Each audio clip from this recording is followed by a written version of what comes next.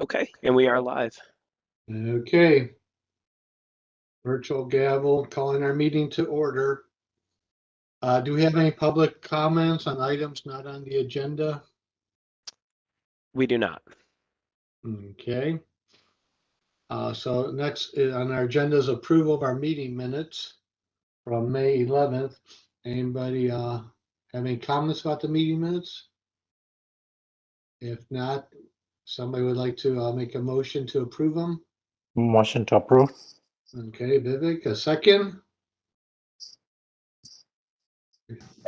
Second. Okay, Elizabeth, second. All in favor, raise your hand. Okay, anyone opposed? No. Okay, our meeting minutes have been approved. Our next item on the agenda is the election of our commission chair and vice chair. So do we have any nominations that we'd like to entertain? We'd like to start. I'll move to approve Vivek as chair.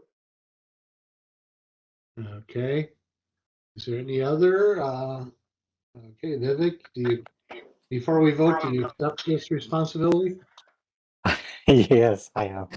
Thank you. I'm very honored to have it this one position. Thank you. All in favor of Vivek being our next chair, raise your hand. All opposed? Don't see any opposed. Congratulations, Vivek. You are the next chair of CSAC. Thank you. I'm very honored. Do we have a nomination for vice chair? Yeah, nominate Elizabeth McLean. Okay, Elizabeth, do you accept this responsibility? Should you be voted in? I do. Okay, all in favor, raise your hand for Elizabeth being our vice chair. All opposed? Let me state that Elizabeth is now our new vice chair. So I believe with that, I should turn over, Nick, right, the virtual gavel to Vivek to continue the meeting, or is that how that works? That would be appropriate. Oh, okay. Here you go. All right. Here's a virtual tag off or hand off something. Okay. Okay, Hey, thank you. It's very much honor on unanimously selected me as a chair. So it's really honor. Hopefully, it's a big shoes to fill. So my shoes very small size. So hopefully, like Steve, I gotta thank Steve because he works like a full time on this job. So I don't know whether I can that much dedicate the time here, but I'll try. But I really rely on the other members on this group to give me a direction or advice, anything going forward. Sure. Thank you. So do you want to say anything to, Elizabeth, did you want to say anything? I will support you 100% in your role as chair, and I hope to learn from you. So if I get the honor, I would be happy to do it. But really, we all support each other. Okay, thank you very much. Thank you, everybody. So I don't know, I haven't prepared this one. So what do I need to do next, Nick? And we're gonna move on to the next one. You have one item on the agenda this evening, and it is the Parks and Rec Master Plan Review. Okay. You'll be continuing that, and that'll be it. And then you'll adjourn the meeting at the end of that. But you'll want to provide an opportunity if anybody has anything that wasn't on the agenda, if they'd like to share. And then I can provide a reminder at the end. But we'll be going on recess for a couple of months as usual. We'll come back in September. And Vivek, I'll reach out to you and Elizabeth in the meantime, and we can talk a little bit about managing the meetings and preparing agendas and those types of things, and we'll work out all the kinks in the meantime, and we'll be ready to roll come September. Does that sound good? Okay, that's good. Thank you. So our next agenda is a Parks and Recreation Master Plan update. Matt. Yeah, thank you, Vivek, and congratulations. And thank you, Steve, for your service as chair, for your tenure there. Really appreciate all your efforts. And for all you on the commission, appreciate your time. Appreciate being with you again here this evening to continue where we left off last time. But before we get started with that, there was two questions or requests for me or us to provide you with 2 items. One of those is a copy of our organization chart, and the other is a couple of examples of what we use as metrics in a variety of different capacities. Vivek, not to put you on the spot here, but I'll give you the option of how you want me to do this. I can present these very quickly, or I can send them out to the group following the meeting, and you all can study them however you want me to do it. So whatever is best, I think you can go ahead and present right now quickly. Then we move forward with the change probably next time onwards. So okay, I'll start with the organization chart, just so you understand who's who and what's what. But before I get into this, I will say, and I was saying before, some of you all got on here, there was a fairly big change to the Parks and Recreation Department as a whole, and the combination of some of our public service components of what we do in the way of park operations and ground maintenance that was combined with streets and utilities and solid waste to combine those into one work unit. I'm going to pull this screen up and I'll go through this very quickly as an overall overview of what we're doing here. Can you all see that okay? Yes. Yes. Okay, so one of the things that our city manager, Dana McDaniel, has done is he's created a new Chief Operations Officer, Deputy City Manager position. This is 2 of Deputy City Manager positions in the concept of providing a succession plan for when Dana plans to retire, which is in the next couple of years. So Megan O'Callahan is the other Deputy City Manager. Remember, Megan was overseeing engineering and our other public service and Parks and Recreation before the move. Robert Rance starts with us here in the next couple of weeks. I believe his first day is on June 21st. He's coming from Texas. So we look forward to him coming on board and kind of leading us forward as a larger work group. What you see on this screen is, let me put this in slide show, it's probably better to see. Huh?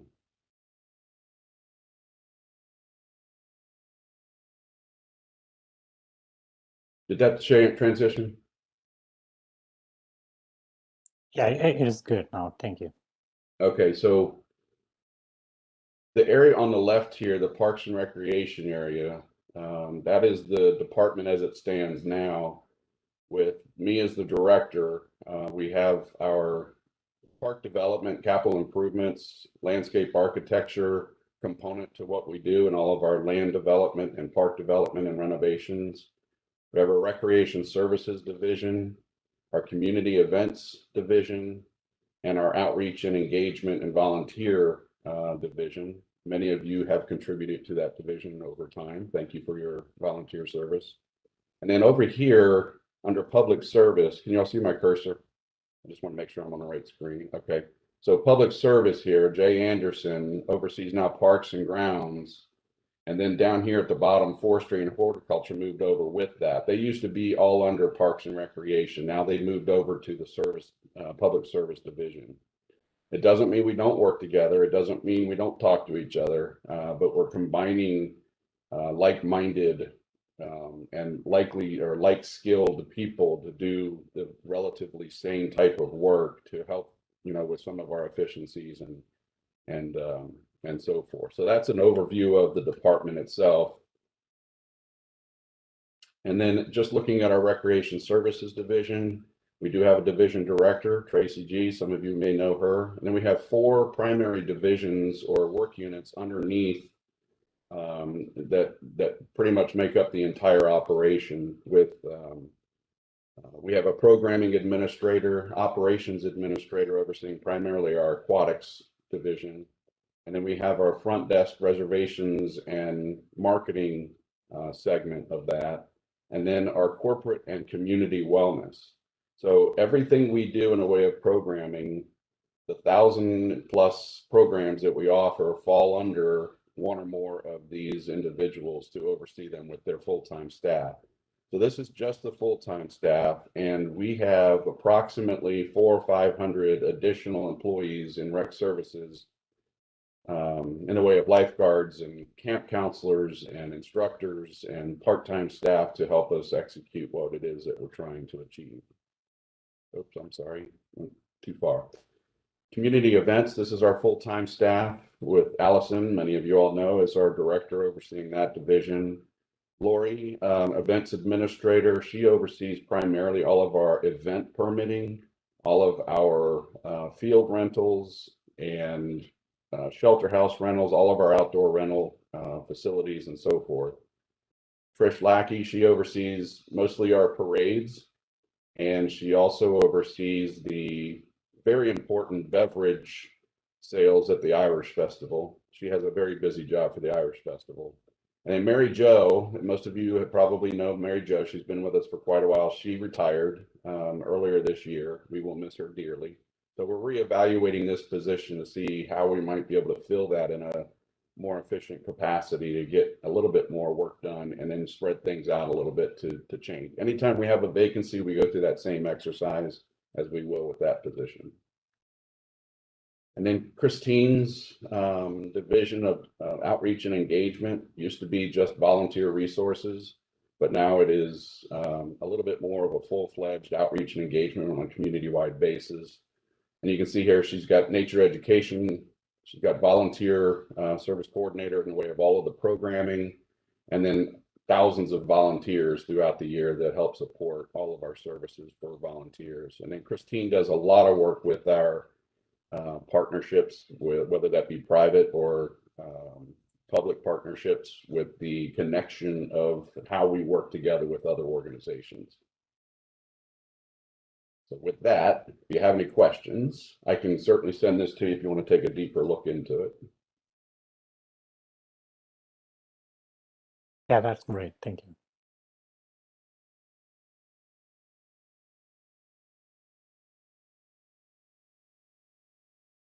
Okay, let me switch over here.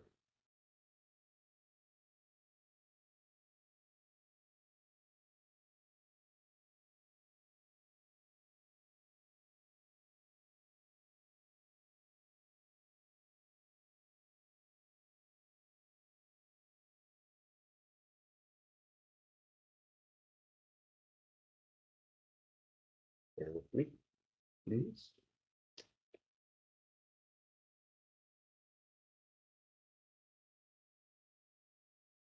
Oh, there it is. Couldn't find it.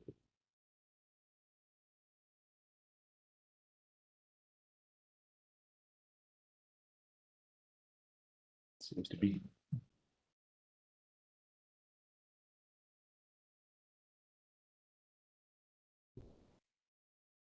Oh, there it is.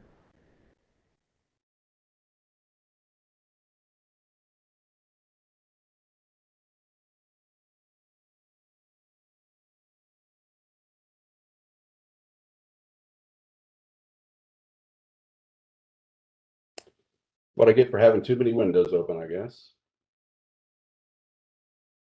So the last time we talked a little bit about some of the metrics that we use to measure or identify trends or make sure we can tell our story, successes, and that kind of thing. We started this not too long ago. So some of the things that we've put together have been very preliminary.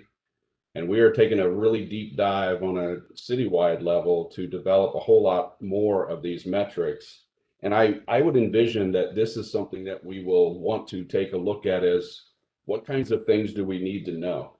What kinds of things does the community want to know? What kinds of things do the corporations want to know? So we've got a different mindset of each of these metrics that might need to be looked at, as we start looking at the future Parks and Rec master plan. So looking at, our capital improvement projects, we look at these and evaluate them every year. This is by no means all of them. This is some of the major stuff that we do. We have over 20 different projects that aren't included on here that are more renovation or, tennis court resurfacing and things of that nature. But what we do is we take a look at what we budgeted, how much we have available. We keep track of these things all year long, and then make sure we are fulfilling that capital budget that we submitted to city council, and we provide them updates with that. So we keep track of this, and we review this with the city manager, certainly to keep him in the loop. We look at our DCRC memberships. it's interesting to note that throughout the last 5 years plus 2019, you look at how similar each of those years is, especially when you look at the percentage of demographics of residents, school district residents, non-residents, and corporates. They have not fluctuated hardly at all over time. And it's interesting that they stay that stagnant. If we were to ever see a drop or an increase in one of those, it would certainly cause us to question what's going on because they have been so consistent over time. If you see, a lot of people ask the question, you know, why do we serve the school district residents and non-residents and corporate residents? Well, it's a very small population of our total memberships, and we feel we get a better level of PR out of that and engaging a little bit more of the larger geographical area. Certainly, they don't get a subsidized rate, but they have access to the facility. We look at our past visits for the recreation center. This is the total number of swipes. If you've been by our check-in station and swiped a card or a day pass or purchased a day pass, that's what these numbers represent. So you can see those numbers do fluctuate a little bit over time, but they still stay fairly consistent year to year. On an average day, we'll get over 1,000 people swiping into the recreation center. That doesn't include all of the facility rentals and the Tala rentals and team lounge and everything else. Those numbers would probably double if we added those in. We can estimate those, but we don't have a true count on those numbers. So we have over 2,000 people visiting the recreation center every day. Well, that's pre-COVID, of course. And then we break that down even further into some of these types of passes that are sold so that we can keep track of some of the trends. Outdoor pools, same situation where we gauge the types of usage that we get out there from year to year. The day pass or the outdoor pool pass sales don't necessarily fluctuate that much, but the day pass visits do, depending on the weather and other elements that are out of our control. And then we take a look at our programs. Of the 20,000 or fewer registrations we get, we try to break those down to see who we're serving and how we might be able to make changes to those types of programs or incentives to accommodate more residents versus non-residents if the need exists. And then budget execution. Our recreation services budget is divided into 3 primary budgets: the recreation budget, the rec center budget, and the pool budget, the outdoor pool budget. And you can see there we keep track of the percent used as the year progresses. We do this every month, and we run reports to make sure that we're on target. As we have discussed before, City Council has required us to hit a 50% cost recovery for all of our direct costs, and this is how we this is a very high level view of the hundreds of different accounts that we keep track of, but it keeps us on balance to make sure that we're on target. Our signature event attendance, these are broken down by the different events. You can see those over time. Again, not a whole lot of fluctuation in there, but as we do know, weather is a big factor on what types of attendance numbers we get at each of these events. So with that, you know, we certainly track our revenue for the Irish Festival. The Irish Festival produces, by the way, these numbers are in millions, not 2.24. So this, you know, it generates a little over $2 million in revenue in the 3 days that it exists. Now, that certainly barely covers our expenses when you put it all together. So that Irish Festival doesn't necessarily generate income for the city. It just offsets its expenses. This is one of the things that Allison and her team have been tracking for the last 5 or 6 years, and that is the non-weather dependent revenue versus weather dependent revenue for the Irish Festival. What that means is everything on this blue is what we have sold in the way of tickets prior to the festival even starting. So before anybody knows what the weather is going to be, we're generating that much revenue from ticket sales. And then the orange is obviously the day of sales when people show up. So we're trying to get this blue number up it certainly would decrease our risk if we were to ever have a total rain out for the Irish Festival. And then we look at our staff support. We've been tracking this for the last 6 years or so. Our staff volunteers for this event more than any of the others. And you can see the increase. It went from about 21 numbers of people, over 200 people over the course of that 5 or 6 years. And that's a tribute to Dana asking everybody to step up and play a part. And then you look at the number of hours that it has contributed towards the Irish Festival. And it really creates a camaraderie of our staff and the multiple teams in the various departments. And then our Irish Festival really does a social media blitz and really tracks things, particularly on Facebook. And you can see the increase in volume of followers over time. You know, we do a lot of different types of social media. So this is just one example of how we track what's working and what's not in the way of our marketing strategies on social media. So that's just a few items that we have in our repertoire, and you know, certainly we are adding to those. And it's not all of the ones that we have, but those are the most prominent ones. So if you have any questions, I'd certainly be happy to entertain those. Hey, Matt, at one point of time, you know, like they were talking about the membership with Life Fitness and Cortisone, that private, you know, entity along with the recreation center. I think dropped after a certain time. And later on, I was also thought about, I think I heard about they're going to buy the Cortisone, you know, the recreation center to City of Dublin. I mean, am I hearing right, or is it relevant information, or just maybe? So my question is, what was it on that plan and in the past, and did it drop? Well, the city took a hard look at Corzon when it was for sale years ago as an option to be an additional facility to, you know, the recreation center that we have today. We looked at it from a current state standpoint to an expansion standpoint and a renovation standpoint, and what that would take. And at the time, you know, it was considered, but it was something that the city chose not to opt into. And shortly after that, it was purchased.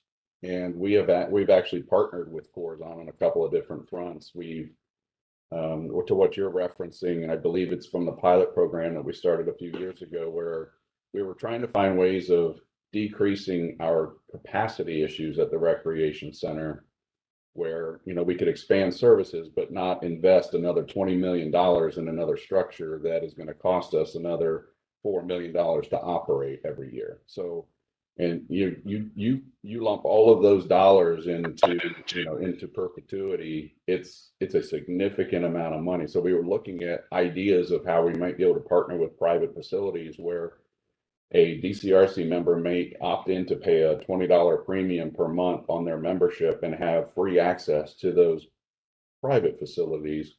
And then the city would be invoiced for the remaining balance of their day pass to offset their losses, so that they would still make money. The city wouldn't have to spend as much money, and the patron would have, or the resident would have, more options than what they have. It was a win-win-win opportunity. When we did that, we partnered with Mesh Fitness, Corzon, and Metro Fitness. And it was a pilot program that we tried for, I think, a 3-month period, and we allowed 100 people to sign up for it.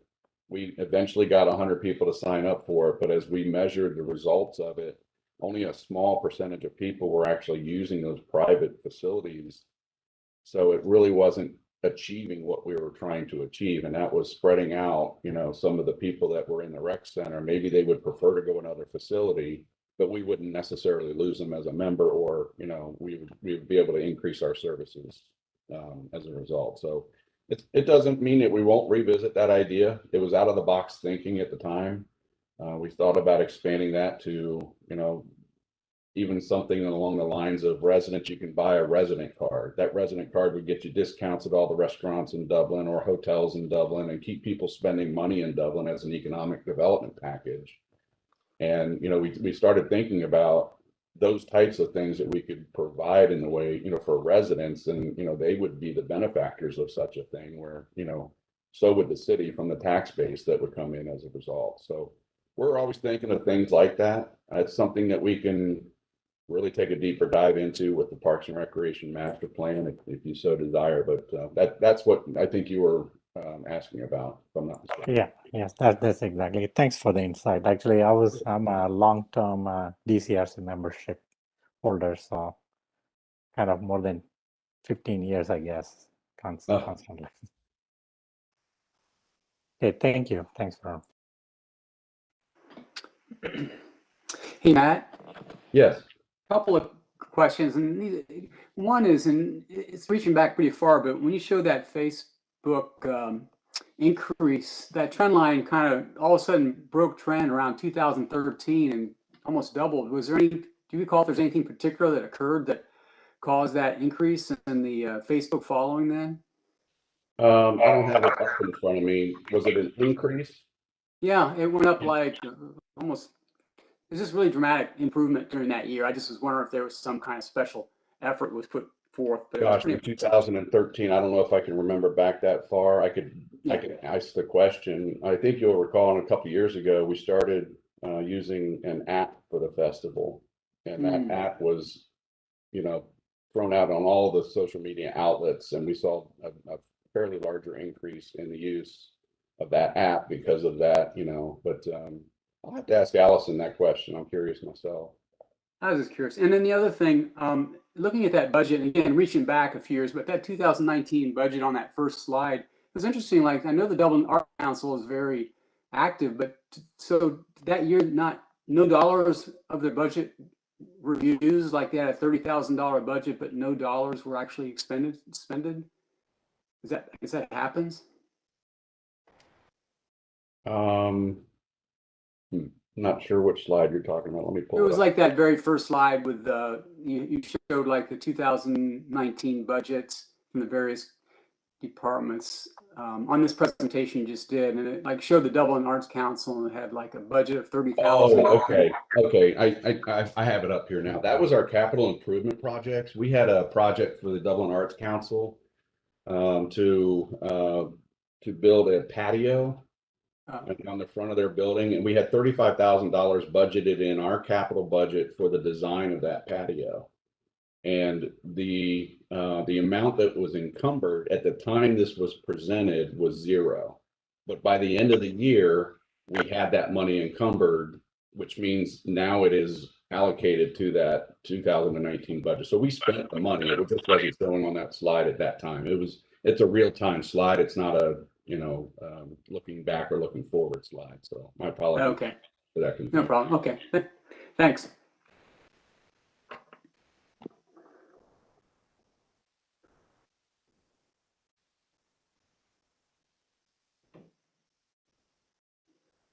So that's all I had for those two items that were requested. I would be happy to either answer more questions, or I can jump into where we left off on chapter 6 of the master plan. And I promise I will go nearly at light speed on this. Hopefully everybody's read through it. I don't want to reread what you all have already read. I'm more interested in, you know, just hearing some comments or questions that you might have to give us some kind of an indication of where you might want to take a little bit of a deeper dive when we bring this back to you. So if that's okay, I'll go ahead and get started with that as well.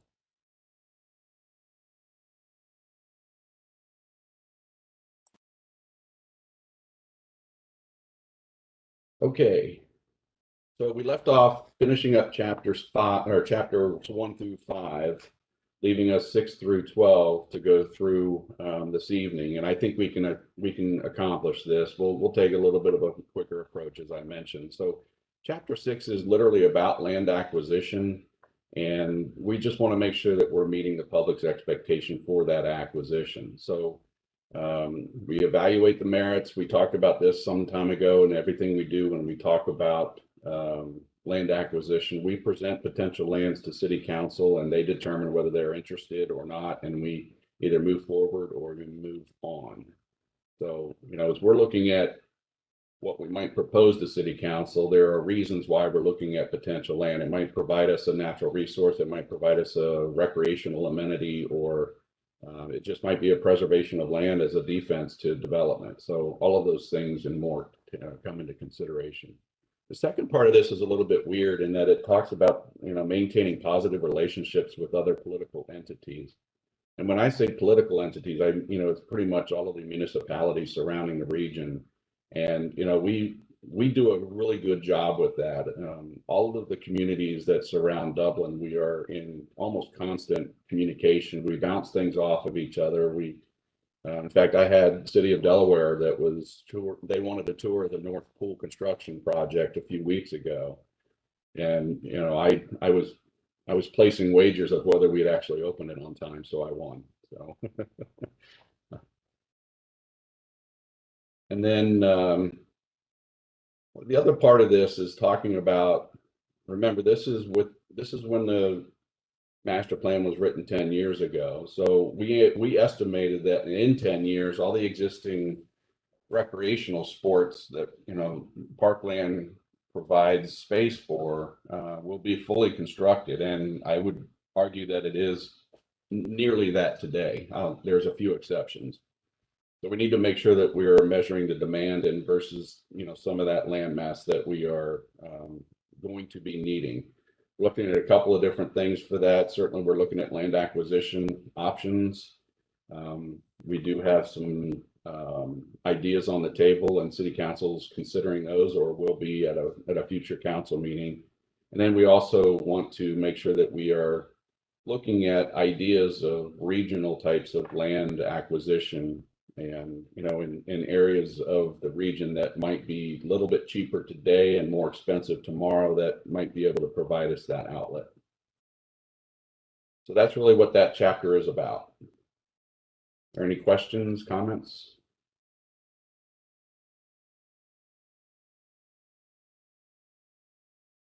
Either No. you're muted or you don't have any. So.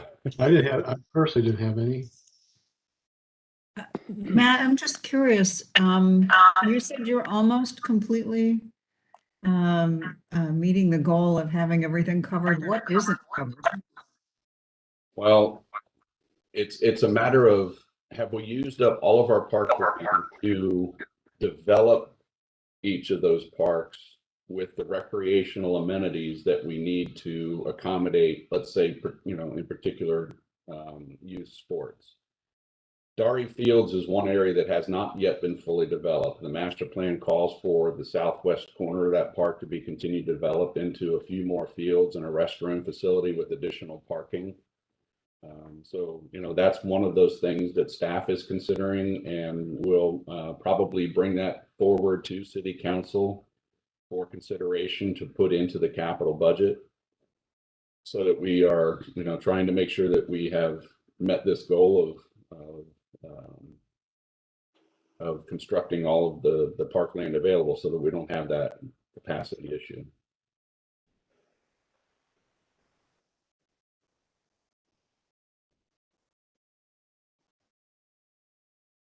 Hey, Matt, the one thing that was most interesting to me was the whole idea of the community survey on parks. I don't recall recently receiving something like that. Maybe I missed it, but that does seem like it would really give you a great idea of what everybody's needs are. Is that something that's continues to be in the works? Is there another one being developed? Yeah, that'll be coming out soon. I think we got off of our typical cadence with the pandemic, but we do put the community survey out there every 2 years, and in there is, what is your preference of, what is the need of the community based on your preference, and pick the top 3 out of the 20 listed, or list another. I want to take a different look at how that survey is written, or the question is asked, because if you think about how very well vocal, whether it be soccer, whether it be pickleball, whether it be any subject matter, those voices get buried under, the entire community as a whole as to what they might want in the way of services. So I'd like to start asking the question a little bit differently, and maybe even in focus groups of, different either cultural demographics, age demographics, regional demographics, that type of thing, to get a better sense as to how this community really feels the need, and are their voices being heard. And I think that's one of the things that I really want to take a closer look at. There are experts out there that can design these surveys that can get you exactly what you're looking for. And I would like to, use that as a method for us going forward. I think that's a really good idea of a deep dive that we want to take a look at. Yeah, great.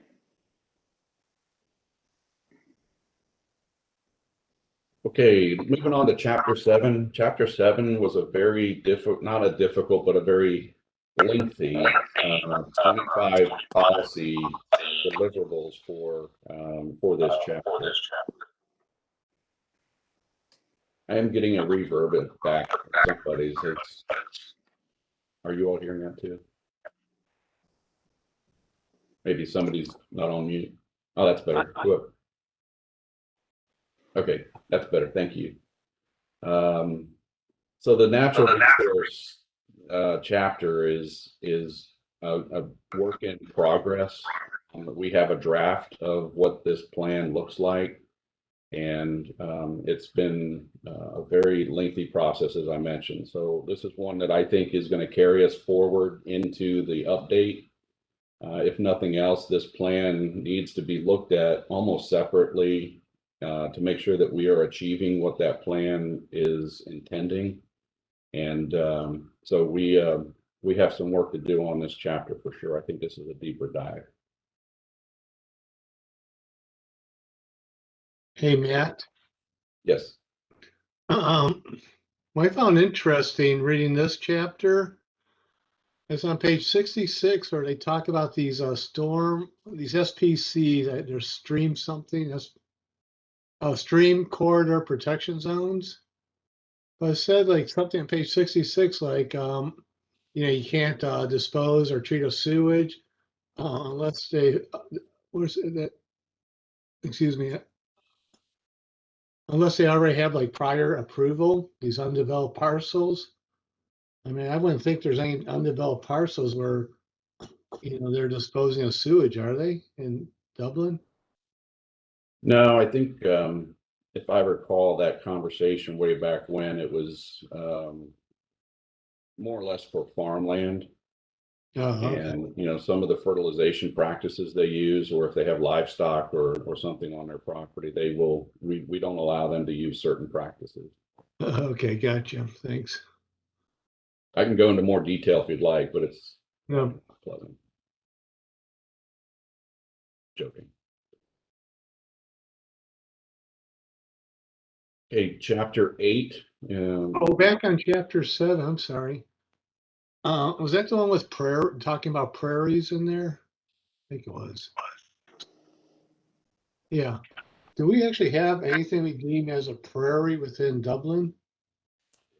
A formal prairie where we manage it specifically as a wild prairie. We do, but we don't do any prescribed burning to manage it, which is the preferred method to, weed out any of the unwanteds. We have a small one up in Emerald Park or Emerald Fields. We've got a few that, we're laying out in some of our more naturalized areas now where we used to mow. We've let them go natural, and we will seed them with prairie vegetation. And we will periodically go in and manage those. You can't just let them go natural because they'll get taken over by all the invasives. But no, there's several areas in the city. We have an actual GIS map that shows some of these naturalized areas and exactly where they are. They're located on our map as one of the layers, which is part of the plan that we're developing. We want to evaluate that. We want to look at it. Does it provide that, wildlife corridor? Is it beneficial? How is it beneficial? Because of the distance between one or two prairies, that kind of thing, from pollination and so forth. Okay. Hey Matt, I don't know if this fits in that chapter on natural resources or not, but I fish the Scioto a lot, and I know a lot about the wildlife there, but I see young families there, and the kids are in the water, and they're like pointing at crawdads and different things. And I know you want to rebalance signage to the natural areas, but is there any consideration of putting up a sort of discrete signage there that kind of defines a few of the fun things that the kids might view from some of the different locales down there? Yeah, our nature education coordinator, Barbara Ray, I don't know if you've had the pleasure of meeting her. She's very knowledgeable. She actually programs with the schools and, youth groups and things of that nature, and actually goes creeking with them. She'll take them down to the river. She'll take them in a variety of places and introduce them to, some of these unknowns for some of these kids that don't even know they're there. So we do have that as a way of educating and providing information. She has a lot of stuff on her website in regards to that. And, from a signage standpoint, as you know, the city really doesn't think too much about or doesn't really appreciate a whole lot of signs, around, especially in those natural areas. But we'll do our best to get it out, and, on social media and our website and then through our programming at the Recreation Center. I'd like to give Barbara Ray a thumbs up. She does some really good stuff. And your website's got a lot of good stuff. Good thumbs up. Yeah, I've seen your website too. It's excellent. She's the most knowledgeable person I know when it comes to wildlife. So if you ask her a question, stay tuned. You're going to be standing there for a while listening to the response. I mean that as a compliment. Very responsive person. Yes. Okay, going over to chapter 8 in parkland development. Certainly we take a look at the designs of our parks to take into consideration the long-term costs and maintenance of those. We do that not just with park design, but we do that with some of our art and public places design. Everything that we do, we consider long-term costs. Take a look at the North Pool that we just constructed. The materials that we use to construct that will be so durable, it's almost as if it's, the types of block system that we had before, but it's a lot more natural material and so forth. And look at the Riverside Crossing Park and the materials that we use down there. And we want to make sure that we're investing time or investing the dollars in the front end of these projects so it doesn't continue to be a perpetual maintenance problem down the road. Yes. What was the first example you gave? I missed it. The North Pool project, the renovation of the North Pool. Okay, gotcha. Thanks. Okay. So we have created basically a review team that, from multiple divisions and departments to consider this, to consider all of the design for the parks, from landscaping to structures to, grass maintenance, all of it is considered. And then number 2, incorporating a long-term financial consideration into park planning. It's pretty much the same area, except if you think about the naturalized areas, as I mentioned earlier, if we're letting those go natural, it has more benefits to the natural environment, but it also reduces our maintenance costs for mowing from an operational standpoint. So that's one of the examples that we take into account when we're trying to figure out better ways of managing that parkland. Balancing the wants and the needs in parks design. There's a variety of different, things here of, the strategies in place here, but the idea is making sure that what we're providing is exactly the need, not the want of the community. An example of that is, sometimes let's take pickleball for instance. Pickleball is an up and coming sport over the last, I'll say 7 or 8 years. Seriously, down south it was more popular. We dabbled in it to test it.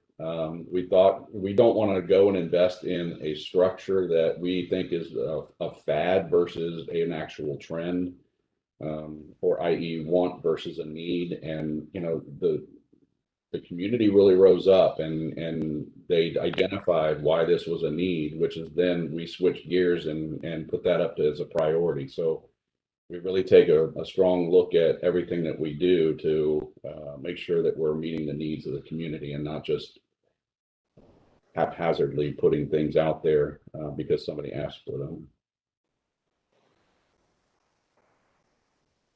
Hey, Matt, in this chapter on 101, they talk about impact fees on residential development. Has that ever occurred? Direct impact fees. It says on page 101, discussion pursuing the idea of instituting impact fees on new residential development as an additional means of funding park development. Yeah, that has never been implemented. That was something that was brought up as a consideration. But the way that we have our community planned out now, by way of development, a developer is required to provide at least 25% open space within that development. It could even mean a recreational amenity, the replacement of trees that they take out. So there are indirect impact fees that we do put the expectation on the developer before we take over that property for maintenance ourselves. So I would say that there generally is an impact fee. It's more or less incorporated into the design of the entire development. But that fee would just be the donation of land, and putting any like playground equipment or whatever on that land is the city of Dublin's financial responsibility then? Yes, we require certain acreage of reserves as a percentage of the total land mass, and then we make a determination of what would best serve the needs of that direct community or that development, and that is at the expense of the developer. So, yeah. Okay. Matt, I'm curious, and this might be a little bit off track, but when you have developers coming in to areas where there are swampy areas, like wetlands areas, are there impact fees associated with that, or requirements for restoring things or providing additional wetlands? Yeah, the wetlands are basically protected areas mainly from the EPA, not necessarily the city, but the city will investigate them and put them on a preservation category of a reserve within a development. So we do make a conscious effort to preserve all of those types of areas.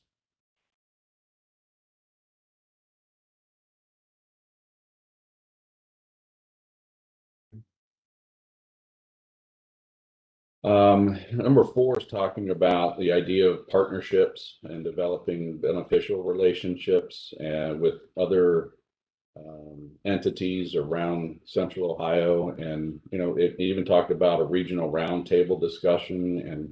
And, we have had many of conversations of partnership ideas. One of those is an interesting concept of where we want to provide as much as we can for every demographic of the community. And when we have underprivileged people, kids, adults, seniors, or if we have disabled individuals in the population, those types of programs are very heavily subsidized. So we had been working with other municipalities to create a regional base of individuals of like that we could share the expenses from a municipality standpoint and provide a lot more service at a reduced rate. So we do some types of partnerships like that. You can see a list of them there over in the notes that, we do a lot of partnering with Metro Parks and a lot of the church residences around the city. Avondale, we actually provide programs for Avondale. It's a senior population. They don't have to go anywhere. They have the space for the programming. So we send our instructors down there and we will provide that programming for them. So we have multiple types of relationships and partnerships around.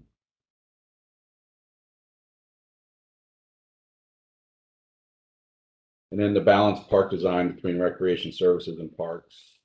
That is that was established back in 2000 or chapter 3 for the most part, and making sure that we're working together to make sure that we're accommodating all of the needs from both divisions. Okay, anything else on parkland development?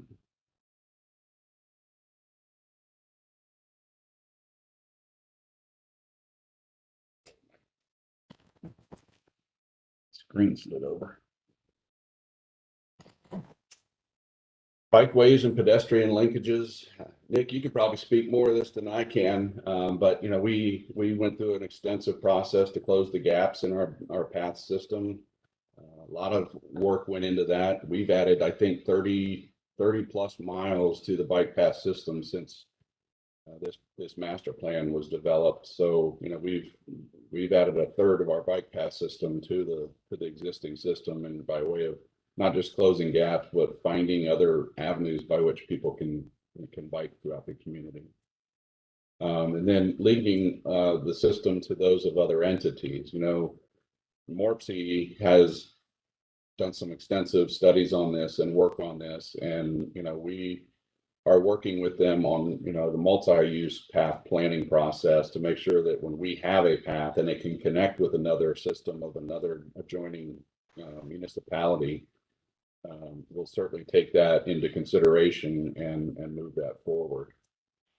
And then this doesn't really play nice. Improve connectivity of commercial developments. Again, it'd be nice if you can get from a residence to a business, home to work, home to store, home to shopping, and that kind of thing. So really taking a strong look to make sure that we were interconnected from a residential and a commercial standpoint. Determine the desirability of bike lanes. As you know, several bike lanes have been added throughout the community. If they're not bike lanes, they're actually shared lanes with vehicular traffic in certain areas. And then develop signage for a bike path system. That's been a really tough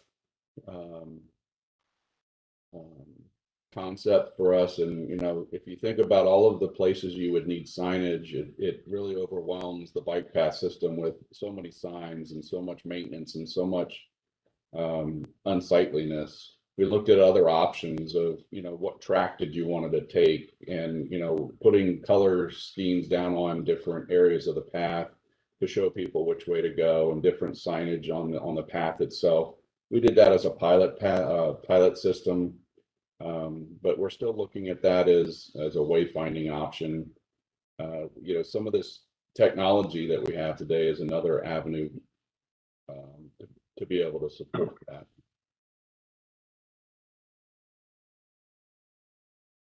Okay, anything else on bikeways or pedestrian linkages? One thing I found interesting, I didn't realize that we decided as a state to have 8-foot wide bike paths versus 10-foot wide. Did you see that? I'm sorry, what's that? It's on page 109. It says our bike paths by design are 8 feet versus the standard 10 feet. Is that our shared use path or the bike paths on the roadway? It just says bike path design. Steve, I believe it's shared use path, and I think that's primarily due to the nature of when most of that work got prioritized back in late 2000s, early 2010s. I think that was generally the standard, and the standard from at the federal level has shifted a little bit to more of a 10-foot to 12-foot, but our practice has been 8-foot up until that point. And so I think that that's generally why the standard currently is 8-foot. I think that the transportation and mobility division might be exploring some of the existing practices to see if those things if it's worth sort of adjusting and shifting and changing. But obviously the implication with that would be significant, right? We have over 130 plus miles of shared use path. Majority of that is 8-foot. Some of it's 10-foot, depending upon if the grant, if we had grant dollars that came down from the state or federal government and stuff like that. But you know, obviously shifting to a 10-foot or even a 12-foot width could significantly impact what would need to happen from an infrastructure and maintenance standpoint. And then you get into issues with easements and ownership of what needs to happen there as well. So hopefully that's a little bit of insight, but I think generally that's why it was originally 8 foot. The city did an awesome job of laying out, you know, tens to 100 miles of worth of shared use path, and then as things do, the generally accepted standards sort of expanded, and now we have 8 foot where maybe 10 or 12 foot is more general standard practice in some communities. So Okay, it just hit me when I read that, you know, that there was a choice. It just seems like as we look at putting motorized vehicles on shared use, it seems like it'd been safer if we had 10-foot paths versus 8-foot paths. Just a personal observation. That's all. Okay, we could continue.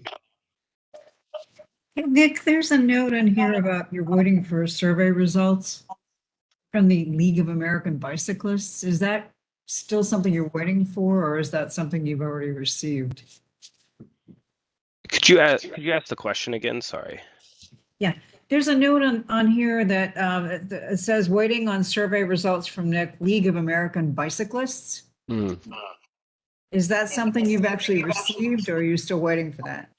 It is something that we receive. So part of that program that they do a surveying of a subset of population within the community. I would wager it's probably folks that are members of their organization within the city limits.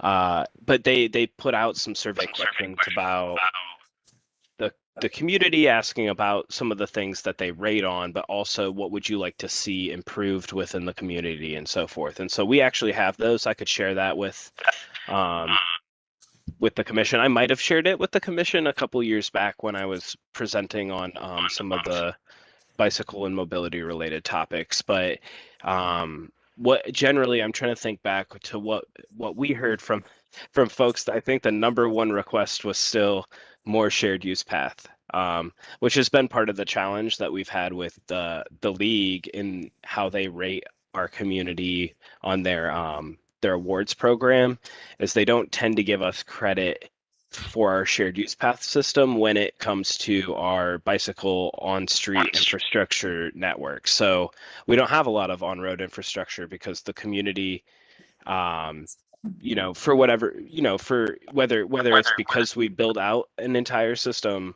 on shared use path or not, but that's where people prefer to use it. And so the majority of the community is not asking for on-road infrastructure. They want to continue to see the connectivity improved within the shared use path network and continuing to fill those gaps that we know exist as well. So I do remember that being sort of the number one that we got back. But let me do some follow-up. I'm sure I can track down the document and I could share it with you all.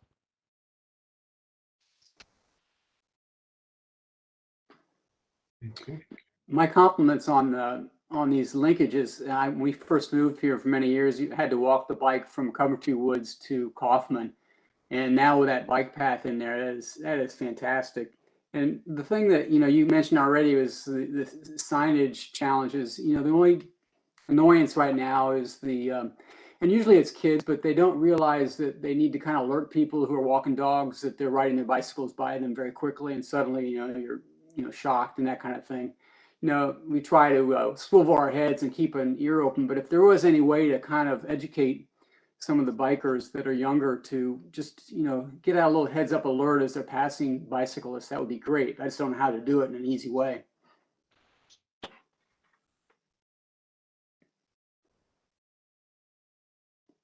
That's a good point, and that's something that we can take back to our bicycle ambassadors group and see if they can come up with some thoughts on their experiences out on the paths. Now, short of everybody having a bicycle bell and required to use it, you know, like you say, it's just tough to keep everybody cognizant of their whereabouts. Yeah. So chapter 10 talks about the community art within the city. The city has quite the inventory of art, and finally got approved just earlier this year the public art or the art and public places master plan. And in this particular chapter, there are several things in here that are listed. I would say that all 8 of the policies that are in here have been addressed in that plan. It was developed by a series of experts and what the current practices are, and certainly the city's desire for funding mechanisms outside of the city's hotel motel tax and so forth. And rather than going through this at great lengths, if anybody wants to read that plan, we can certainly provide that to you so you can see what that's all about. But I don't know that this is a deeper dive going forward in the update of the master plan, just given the recent research and adoption of this plan from City Council earlier this year. But again, if you're interested, it's an interesting plan. It is very thorough. It addresses literally everything that we put in here as a need from a policy standpoint. It just, the action step might be a little bit different in certain areas.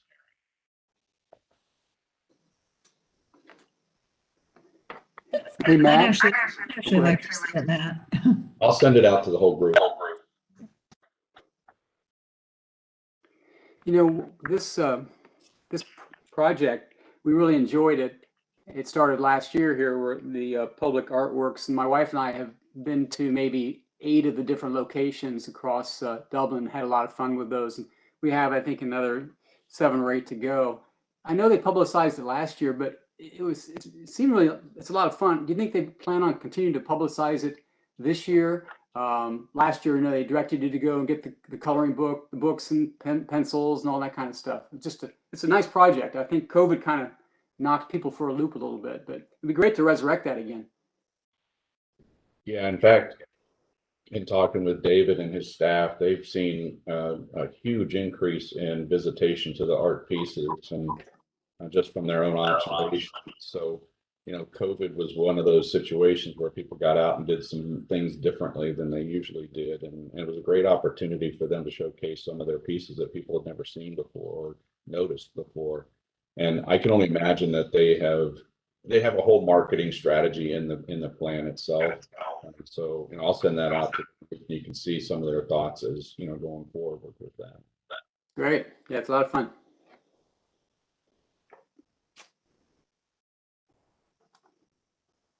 In chapter 11, the historical culture, making sure that we identify and preserve our history. You know, we are actively engaged with the Historical Society of Dublin.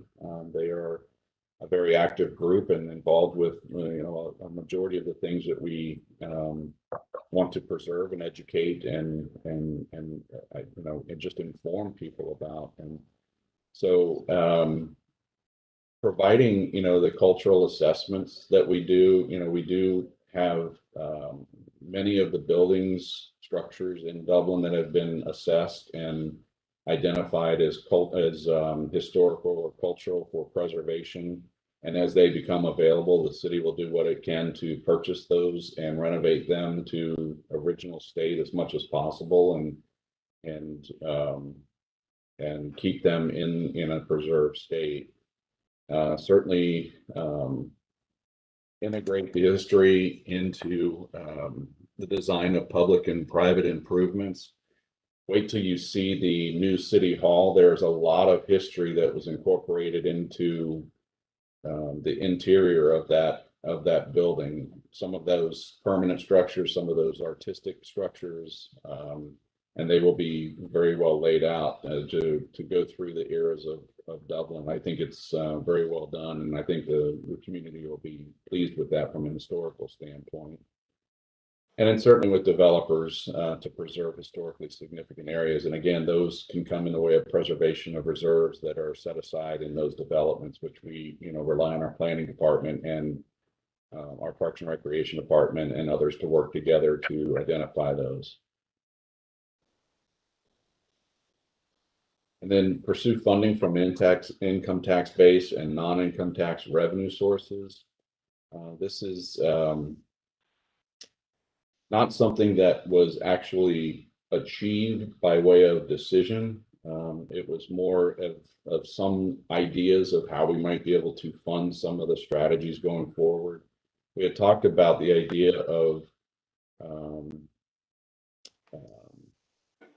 resurrecting the historical society from a, let's get our artifacts on display. Let's have an actual place where people can go from an education standpoint, and make sure that the historical society stays, solvent in the community, and make some or develop some strategies to make that happen. Some of which could be, identifying research opportunities that people can explore history that we've never explored before through internships, or volunteers that are very historically savvy and interested. So those kinds of things are part of this chapter.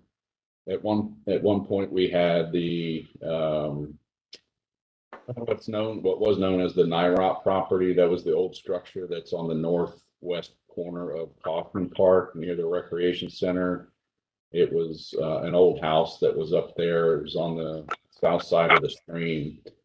And we were looking at that as an opportunity to, renovate that to become, maybe an artifact house per se for the society to use. But trying to get it up to commercial code, it just wasn't worth the investment, and we eventually raised that building. Expanding education efforts. There's a whole series of ways to do that here. We've got a lot of new historic items by way of the archaeological digs that we did at Ferris Wright. Anytime we moved soil at that park, we partnered with Ohio State University to conduct those archaeological digs, and found a lot of artifacts there that gave us a little bit more information about, the culture and what people used that site for back in prehistoric days. And then adopt standards for historic preservation. And that goes back to, cultural assessments. And then, there was a resolution of accepting those resolutions from council. So a lot of the stuff has been done. I think there's a lot more work that needs to be done with historical culture. I think this whole chapter is another thing that I'd like to bring forward as a deep dive. We can't necessarily appreciate our past if we don't know what it is, and the longer we wait to restore or to preserve it, we'll lose it. So I think this is an important feature within the plan, and I think we can do a better job with this one.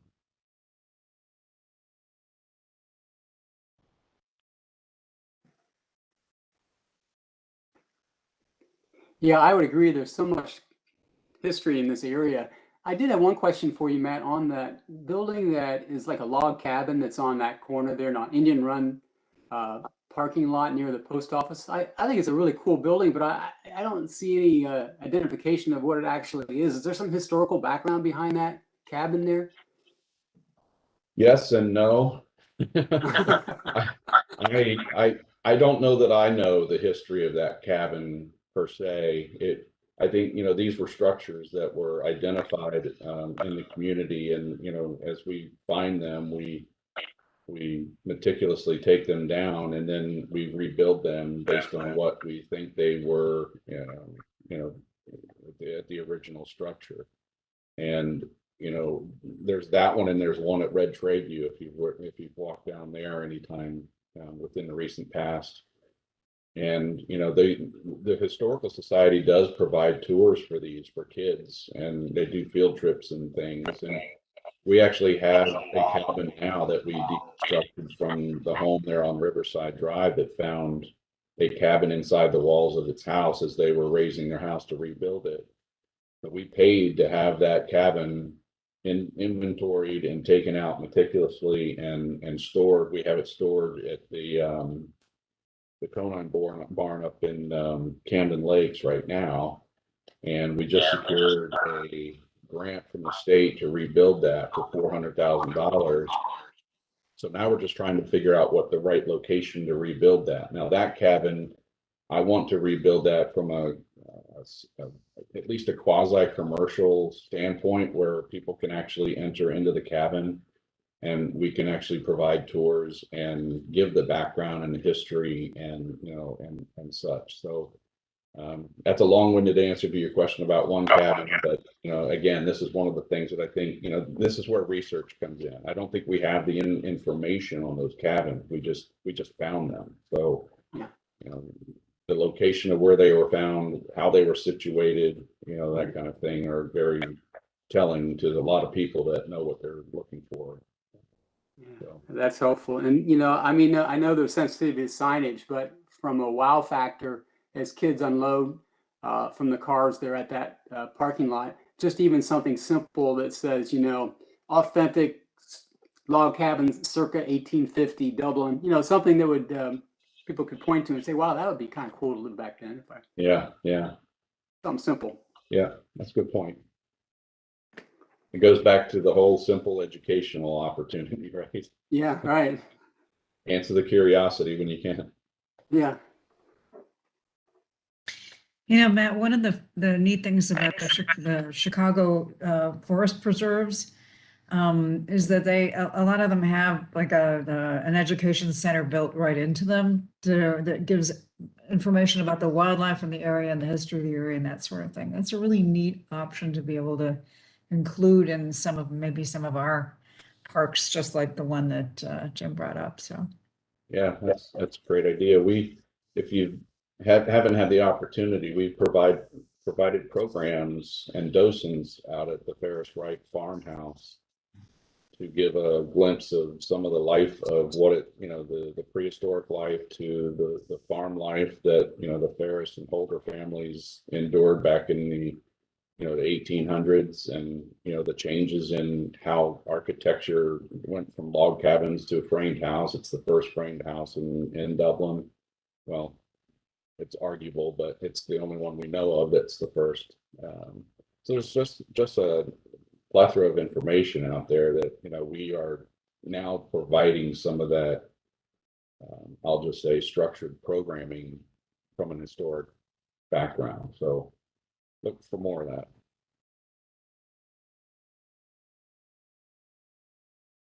And in this last chapter here, parks maintenance, I will tell you that this chapter is a very lengthy one as well. It's starting to take shape in getting all of these action steps completed. Some of these take quite a while. A lot of it is inventorying of assets. We are trying to take a technological approach to this and giving us a very more detailed analysis of our facilities and placing those into a prioritization chart so that we can plan ahead on what needs to happen when and things of that nature. Certainly our art in public places, we want to make sure that we have a piece of art that will last us a long period of time before we have to de-accession that artwork. And we want to make sure that whatever we're investing in is there to stay and doesn't require a lot of maintenance. Mentioned the bike paths and the maintenance therein and the inspection.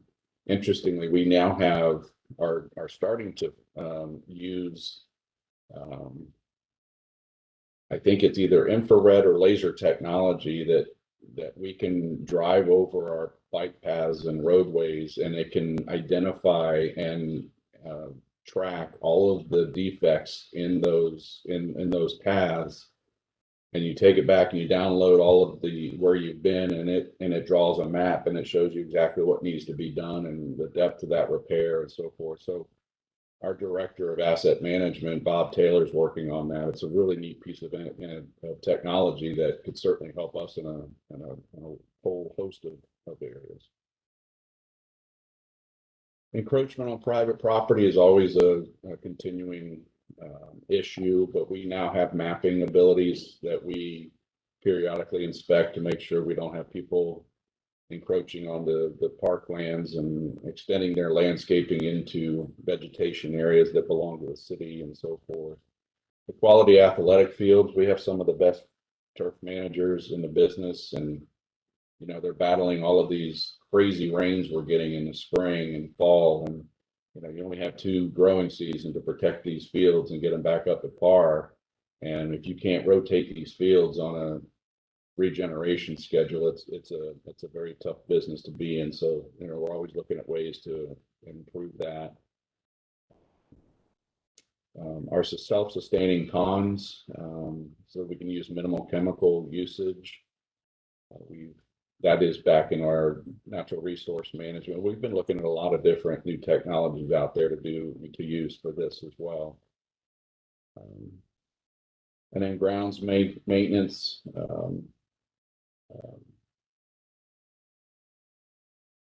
Trying to figure out what this. Oh yeah, some of, you know, this is in particular with the Ballantrae water park or spray park. That spray park at the time that this was written was an electronic or a mechanical nightmare, and it was a very confined space where you had to basically climb down a ship ladder into a filtration room with chemicals and electricity and water all in the same area, and it was considered a very, very unsafe area. So we actually redid the entire filtration and mechanical room for that spray park. It was very expensive, but certainly it's well worth somebody not getting hurt. Environmental practices with waste, we're always exploring those types of ideas and different types of fertilizers and broadleaf weed control. Some of our recycling programs and composting programs that we have in place, our horticulture and forestry team use that quite a bit. And you know, we tried to, well, we were working with some of the natural playground mulch, and as we know, that is a forever maintenance problem, and it is something that is very difficult to let your kid go play on a mulch playground and then come home full of mulch all day. So we go down to a firm poured in place concrete pad, or a playground structure pad that is a lot more durable and is fairly environmentally friendly because you can recycle it and use it over again. And then recycling in our parks, we do have a recycling program. It is not the perfect program. It's a very difficult program to adhere to and maintain, but we do take an effort to put recycling receptacles and things in places where we have high traffic areas. And then our natural areas, creating more natural areas and reducing or to eliminate the need for turf chemicals and things of that nature. So, you know, this goes back to our natural resource area with park maintenance, but, you know, a lot of it is trend analysis and planning ahead for, you know, you don't want to get behind on your park maintenance because then it becomes a situation where you can't do anything new because you have to pay for everything you're renovating. So we are certainly taking a look at that and everything we do. So that's all I've got for you. Be happy to answer any more questions and talk about some next steps. Hey, Matt, can I just mention on the that last chapter, I love how Dublin has the spraying, you know, signs for mosquitoes to alert us of that. That's a really nice approach. Is there any consideration to doing something like that when the street trees are going to be sprayed? And then on top of that, the parks, when they do, I think they fertilize, but sometimes, I mean, I don't see a dandelion out there, so I'm sure there's some weed killers that are placed on those parks. Is there anything set up so they can alert kids that on that day of application that they should kind of avoid those areas? I guess there's a couple of things I was wondering about. Yeah, I can certainly look into that and find out what practices we have in place. You know, we have some of our contractors do some of the work, some of our staff does the other work, but I think you bring up a good point. A lot of these residential or commercial properties will post, you know, little signs out that, you know, fertilizer application, you know, that kind of thing, just so people know that there is a fertilizer out there. So I think that's a valid valid, something to look into for sure. Thanks.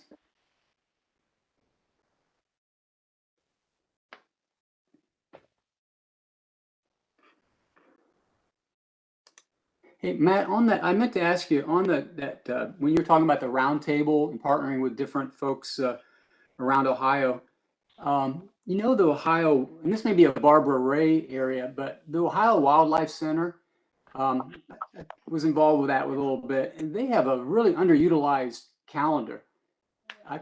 Very few people actually visit that, and that is like a hidden jewel in our area. I just wonder, I mean, from a partnership standpoint, from a profitability standpoint, to partner with programming out there, because that wildlife out there is wonderful. It's very not used a whole lot. So I'm just curious about that. Yeah, and we do have a strong relationship with them for a variety of, wildlife control partnerships and things of that nature. Barbara Ray actually was their naturalist. Oh. When we hired her, she came from there, so she's very familiar with it. She's very, very close with them, and I think, I think there's probably some partnership opportunities for programming. And quite frankly, we might already be doing it, and I don't know about it, but I think that's interesting. Yeah, it's a great location out there. It is.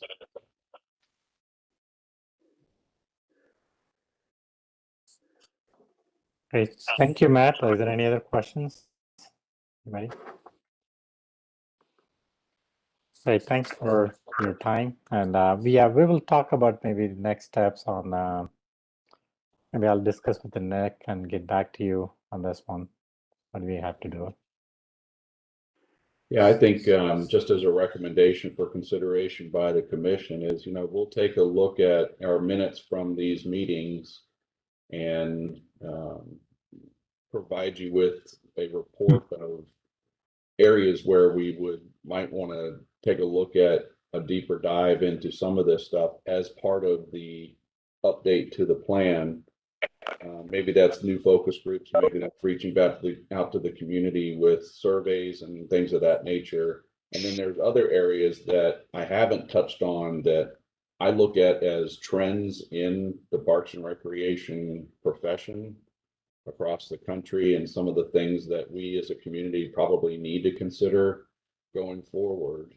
I have brought these up to City Council in a variety of ways.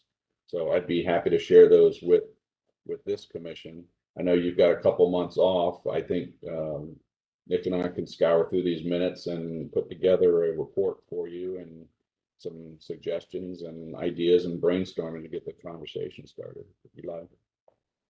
Hey, Matt. I'd like to just reiterate what I said last month. If I was the king, this would be my approach. And that would be to take all the actions that have been done and basically create a baseline, updating the existing document as the baseline, and then because lots been done and things, wherever there's numbers, I try to get them out of the document, just refer to tables so you don't have to change acreage or bike path miles, etc. But then, once it got updated with all these great actions over the past 12 years, that'd be, this is our state of our parks. And then, then I would do the visioning type stuff. This is where we see, the parks and recs going, 20 years from now, and, then create like a roadmap on how to get there. I mean, that'd be my approach on this master plan. Because the plan says there's been a lot done since 2009, obviously. Certainly, I'll take that, Steve, from you. I put that in, I think it was in last minutes too. So I just wanted to reiterate it, how I would do it. Yeah, I appreciate that, Steve. And I think that is doable. I think what we have in the way of this spreadsheet is a very raw look and documenting of the things that we know we've done. And, it's certainly not a formal document that is worth publishing by any means, because it has so many references in there that nobody can really access or understand. And but maybe taking this and, writing an amendment to the current plan that just, or even into each chapter that just says, here's what was done in this chapter, to your point. I think what I'm interested in from your standpoint is helping us identify the scope of us moving forward from that visioning standpoint.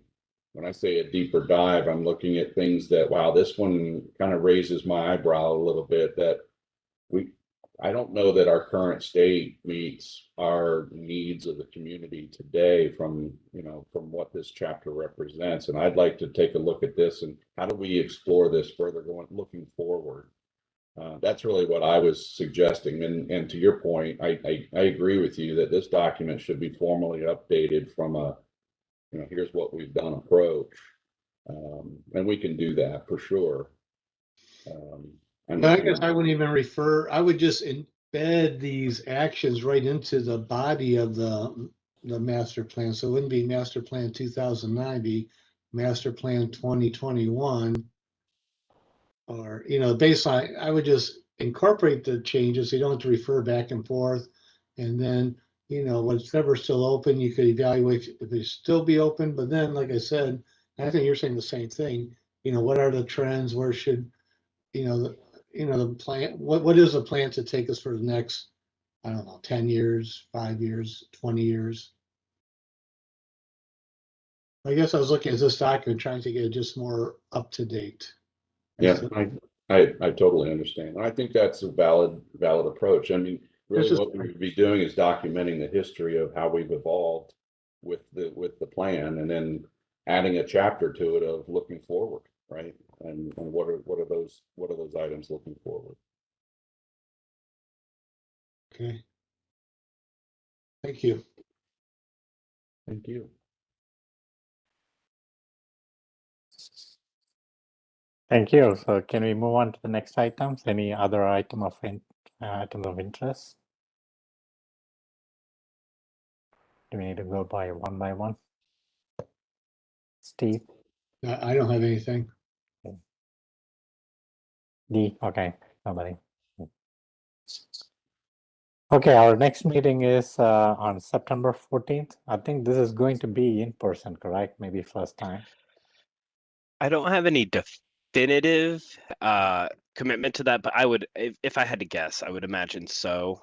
But I will do the same thing that I've done previously when we went into the pandemic, and I'll reach out to each of you individually and give you the opportunity to just let me know if you have any concerns, if you have any reservations, and we will either work to make sure that there's a remote in option, or we'll continue to go remote. We'll figure out something if we have members of the commission that that don't maybe necessarily feel comfortable doing an in-person meeting. So that we don't have to, belabor any of that here. I will reach out to each of you individually to make sure you're comfortable, because I do see it, I think, trending that way. I would be surprised if council isn't meeting in person by that point.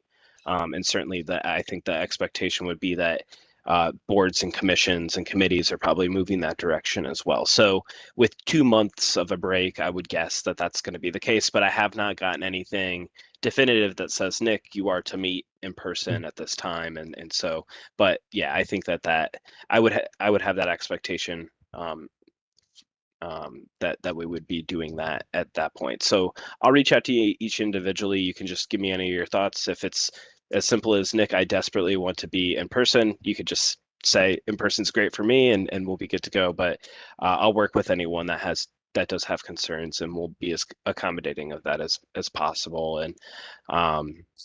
And since we do have a vacancy as well, I would expect that council will sort of infill that based on just existing applications that they already have from previous openings for CSAC. So I would expect that they fill that between now and your next meeting as well. So I would imagine that at the September meeting, we'll have a new member to swear in as well. I'll keep you all updated on that one as well in the meantime. So and then Vivek and Elizabeth, I'll reach out to you both, and we can have a quick chat about chair, vice chair, and so forth as well.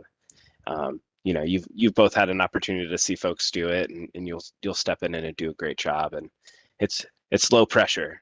We'll make sure that you're as successful as possible. So we'll be good. Nobody will put your feet to the fire. That's a thing we only did with Steve, and now that Steve's no longer chair, we can take it easy on y'all again. So, if nobody else has any questions, I do have one question for me. Yes. You mentioned a hybrid approach. Let's say a person, a working person on our commissions on traveling, or what, you're on vacation, but you're willing to participate. Do we have a remote access preferred way of participating in meetings when we start meeting in person? It's a good question.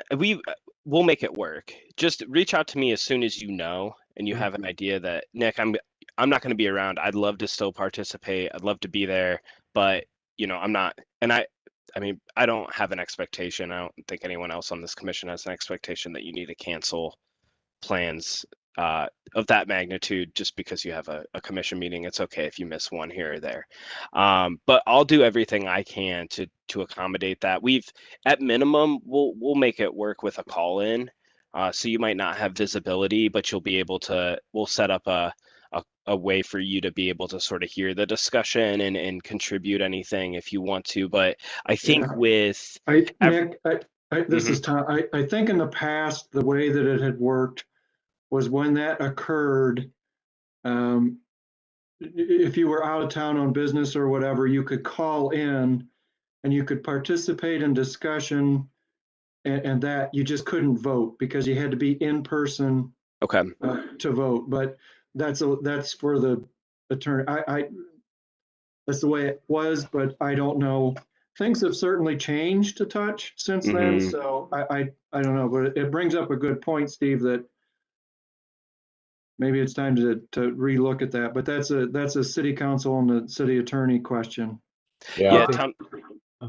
I would think with Zoom and WebEx, etc., that instead of calling in, you could participate and see what's happening these days versus just calling in. And I was just wondering if the city, if the IT department came up with like a standard or something.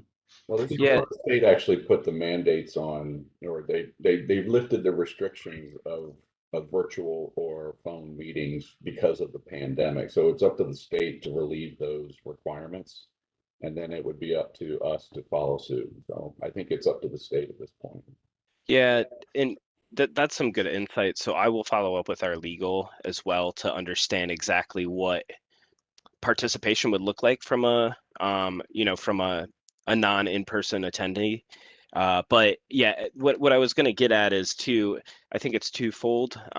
Certainly we've spent over the last year plus doing virtual meetings, and I would prefer to not see us go back to just a call in. I think we can figure out a way to have a virtual option for folks to be able to do that if they're not able to make it in person. I think the second piece of that is we have a new council chambers coming online. I think the capacity to do and manage things like that is going to be much, much more improved than it was in the previous space that we used to meet. So my hope is that'll be something that's easy to do and easy to execute than it would be maybe trying to back our way into doing something like that in the old space. So I'll keep you all up to date, and I'll do some follow-up on my end with our IT team and get an understanding of what the space looks like in the new council chambers, and then talk to our legal and understand what participation would look like in those capacities as well. If it's virtual, can you vote and can you be a member, because that's what we're doing currently. So does that change if it's primarily in person and those types of things? So I'll let them provide that answer, but that's all really helpful information for me as I follow up in between now and our next meeting. Okay, thank you very much. Appreciate it. You're welcome.